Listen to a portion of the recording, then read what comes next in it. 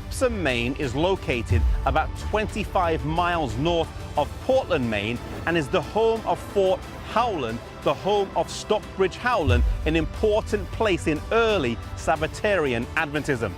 This town would have had a population of around 2,000 in the 1840s, and the principal industry would have been the mill factories along the Androscoggin River.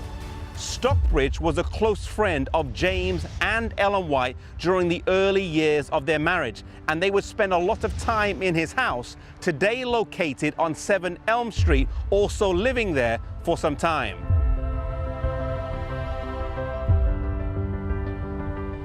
Joseph Bates had recently published a tract that linked the Sabbath with the sanctuary based on Revelation 11, verse 19, marking a progression in the development of this doctrine. It was shortly after this, in April of 1847, when in this house behind me, Ellen White had her Sabbath halo vision.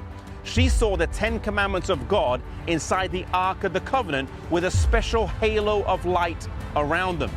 This marked the Sabbath as being present truth, for they saw Jesus before the ark in the most holy place.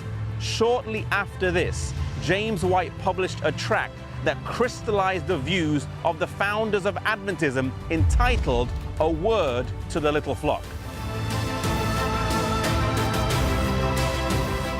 In October of 1847, the Howlands invited the Whites to move in with them, and they moved into the upstairs floor of the house. James White got a job nearby hauling stone for the railroads, as well as cutting wood for 50 cents a day.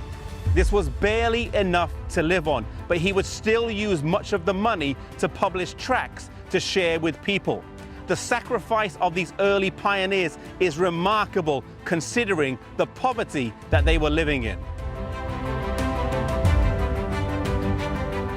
Topsham, Maine is also the location of one of the 6 Sabbath conferences of 1848 in the Howland home. It was after this conference that the Whites realized they could not travel with Henry everywhere due to the busy schedule.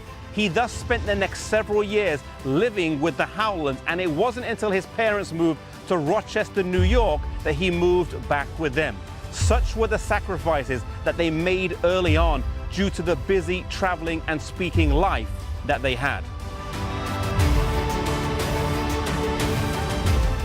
During the fall of 1863, the Whites would return to New England and spend some time in the Howland home. It was good to be back with old friends that they shared so many happy memories with from almost 20 years prior.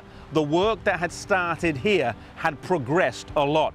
The church was now officially organized, had publishing houses, and believers were growing all over the country.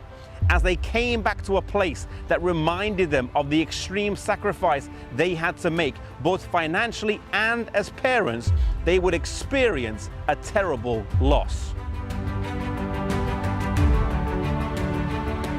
Henry was assisting in the completion of the 1863 prophetic chart by gluing them onto the cloth back, when in the process of doing this, he contracted a cold which turned into pneumonia, resulting in a sudden death. This was a terrible shock and caused deep sadness for the whole family. His funeral was held just down the road in the Baptist church here, but his final resting place would be in Battle Creek. He said he wanted to be buried near his brother, John Herbert. In case his parents were away traveling, he could be near to him on the resurrection morning.